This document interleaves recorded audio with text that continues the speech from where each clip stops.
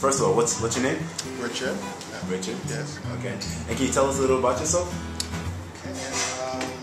I used to work as an accountant for almost 20 years. Okay.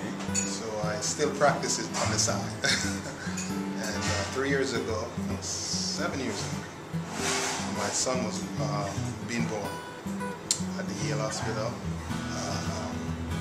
The idea was there before, but it kind of pushed it. So we didn't cook that day, so we said we're going to try and find some vegetarian food. And food, we went to one restaurant, and food, we spent about $60 worth of food. So for my wife, all the family that was there were eating. And we couldn't do it. It was not the best quality. No. So from then we had the idea. 3 years ago, the push was there, or the drive was there to get it done. So, 3 years ago, so while I was working, I had the idea to get a restaurant. But not only just a restaurant that is healthy. Right. Some of the things we don't do here is like we don't use sugar. Oh. There's no sugar. We haven't personally used the sugar for over 15 years. We don't fry anything here. Okay, so we wanted not only to be vegan, we also wanted to be healthy.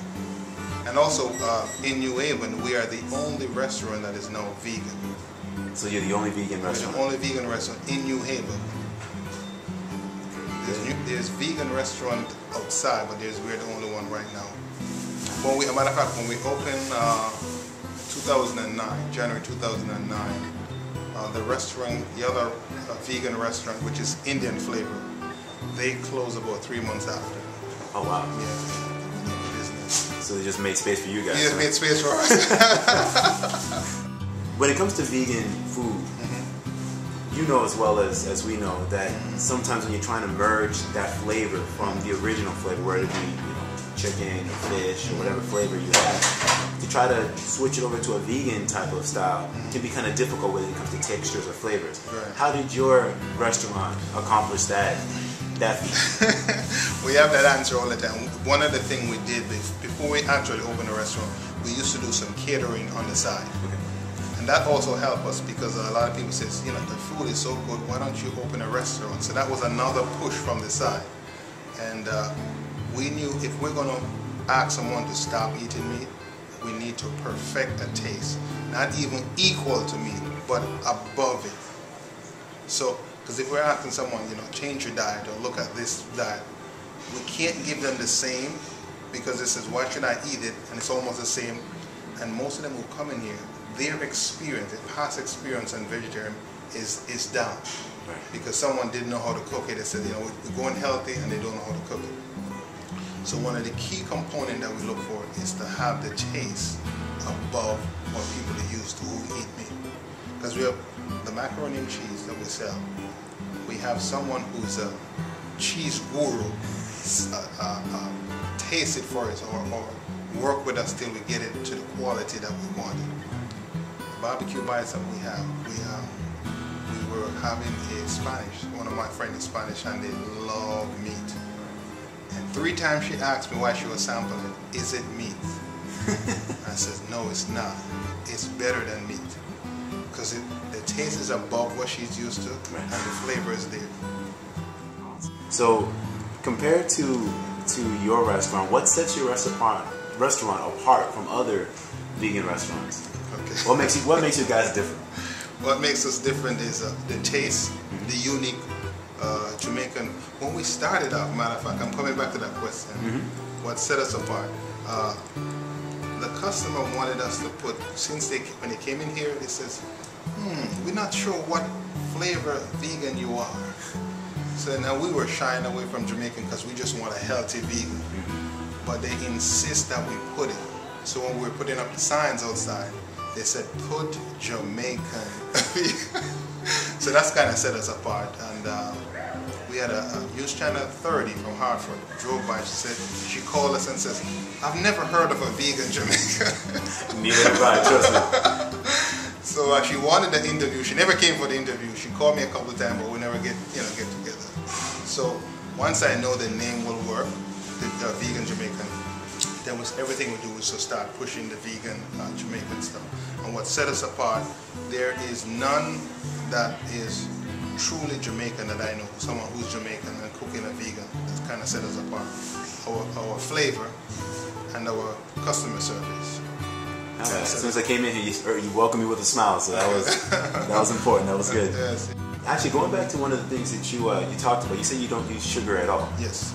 So what do you use for sweeteners? We use. If I can ask. Yeah, sure. Oh, please, because the customer needs to know. We use agave. Okay.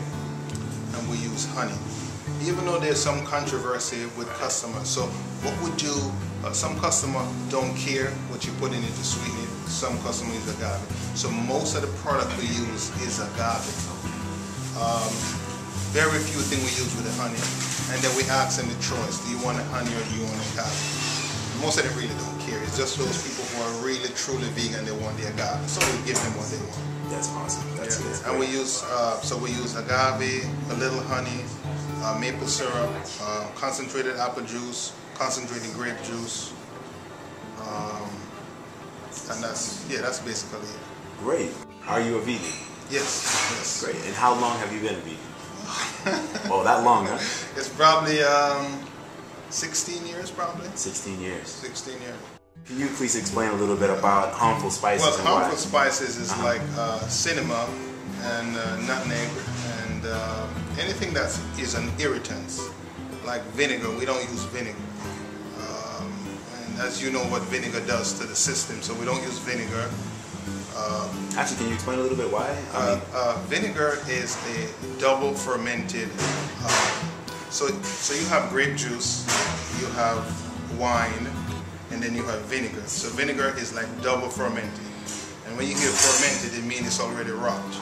So if you get vinegar and you put on your salad, it's a good salad. But when it goes in the stomach says this is rotten because the vinegar is all over it. So you can eat a big bowl of salad. And once you put vinegar on it, that destroys everything. You're eating fermented salad, which is the body won't be able to use it. So instead of the vinegar, if I tell you we don't use it, I want to also give you a substitute. Please do. We use lemon juice instead. Fresh lemon juice or lemon juice in the bottle.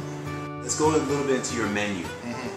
What's your best-selling plate when it comes to your menu? Like, what's one of the things that people rave about the most?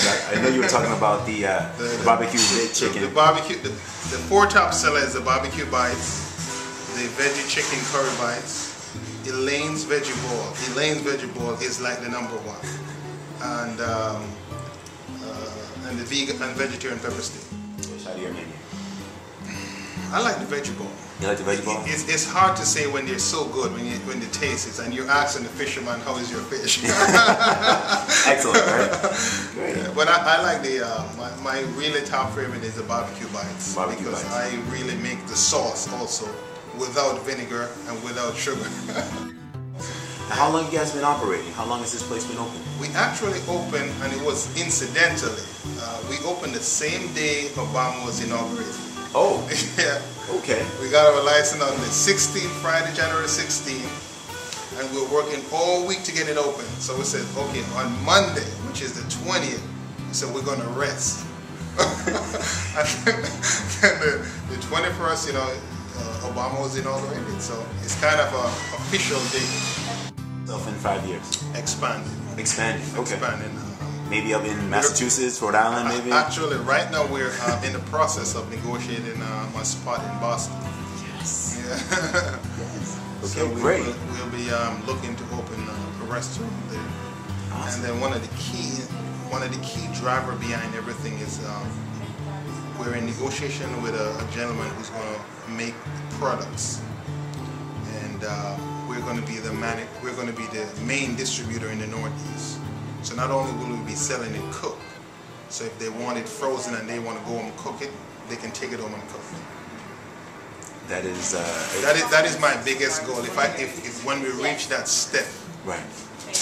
It's like my dream accomplished to manufacture them ourselves. That'd be amazing. So Get it in all the whole food, getting it, reaching a broad customer base. Are you looking to do any additions when it comes to your menu? Yes, we are. We're basically improving, like every other month we had something, but we need for New Haven it takes a longer time to build up your customer base. And we don't think we're there yet, so we're just slowly adding. I mean, we could expand, we could double the menu anytime we want, but we need the customer base, you know, to be streamlined or at a steady pace. It's more vegans that are coming here to eat, or is it just more of the people that just love the cooking that are here? It's so mixed, because one week you'll have it mostly vegan, next week you have it mostly vegetarian, and another week you'll have people who just want to try something healthy. So if I had to put it on a ratio, I would say probably 40% of the customers are vegan themselves. Another 40 is vegetarian, another 20 would be ones that are trying out. Doing a lot of local farming, buying supplies from local farmers. Can you explain a little bit about how you got involved in that and your support with local farming? Yeah, one of the local farmers we use is currently Nature's Mirror Farm. They're up in North Haven. Okay. And you know, you can only use a farm in the summer month. Right. So what we're trying to do, we're trying to get a local farmer that will store the products for us through the winter. So we like purchase it in bulk during the summertime, and then during the winter he will supply us as we need it. So we can constantly use local farmers, and we know it's organic and we know it's locally grown. So it will also help the Connecticut economy, or even the Massachusetts economy. Praise the Lord. That's good. Do you cook organic? Everything is mostly organic. Okay. And the reason why we do mostly organic, we could go 100% organic, but we want the price to be reasonable. Right. We want it to be in line with, you know, the recipe. If someone want to buy chicken, they look at the price for a chicken and look at our chicken, almost the same price. If we do all organic, it's going to be a little bit, the price difference is going to be a little different. If you had to say anything to your customers or to your future potential customers, what would you say? I mean, you said a lot already, so they've known a lot of the background of your restaurant. But if you could say anything additional to your customers, what would you tell them? That we carefully examine what we sell, and if we come across a product that we think is not suitable, we will pull it from them. Because we want them, whenever they come in here, they will to trust that we're giving them the highest quality, the best tasting food. And we try to have it as organic as we possibly can. For instance, the other day we were selling some patties, and we found out that they put ingredients that is okay for vegetarian, but it wouldn't be okay for someone who's vegan. So we had to pull it from the shelf. And that's just so we constantly check what we get in, how we get it, you know, to make sure we get in the highest quality at the best price. Questions. I noticed you have a lot of tracks there. Can you explain a little bit what that's all about? The track there is to help people become acquainted with certain disease that they can eat. Most diseases people eat themselves into it. And if they just take at the same time, they can eat themselves out of it. So we provide a trap so it can help them to see where they are and where they want to go. So it's so important to us to give the customer a sense to see, I have this problem, how do I get out of it? It's a starter for them to acquire this knowledge. At least a thirst for the knowledge, to find out. Yes, to find a deeper, you know. And if they want, we do have a consultation can help them if they want to go to the next. Ellen G. White writing, by any chance? Boy, there's so much. The Council on Diet and Food and Ministry of Healing, they're just indispensable. I'm in them every day. And that's what you're doing right now. You're basically taking what was written in that, yes, and then you're actually applying it in. Applying. And I mean, the customers, like I said, we went through and we were going through and searching for a vegan restaurant, and the reviews were just great. I mean, people were just loving the flavor, they were loving the taste, they were loving the ambiance, they were loving the actual the store and the owners and you and the rest of the workers. So it's been a good experience to actually come and see the face behind the food. So, I don't know if there's any other questions that you have. No? Sir, thank you very much for the interview. You're welcome.